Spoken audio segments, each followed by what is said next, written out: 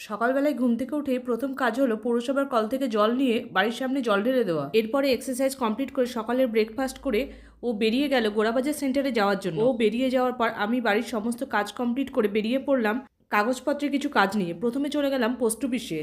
Post অফিসে কাজ করার সময় দেখতে পেলাম একটা ওয়ালে লাগানো আছে পোস্ট অফিসের সমস্ত ধরনের ডাক টিকিট।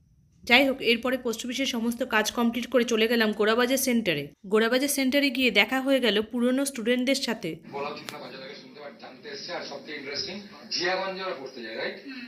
জিয়াগঞ্জে পড়ে, প্লাস ওখান থেকে এসে 5টার পর একটা প্রাইভেট সেক্টরে ঢুকে রিসেপশন সামলায় রাত্রি 8টা 8:30 অব্দি।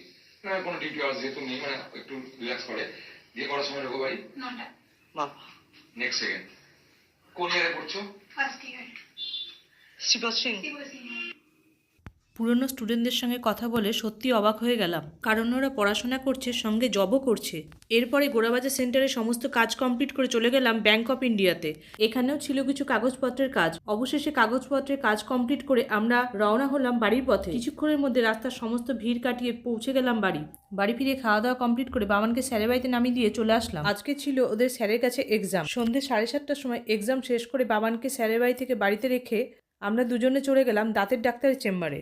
বসে আছি এখন দাঁতের এক্স রে করার জন্য। দাঁতের এক্স রে কমপ্লিট করে আমরা চলে আসলাম বাড়ি। আজকের মতো ভিডিওটা এখানেই শেষ করলাম।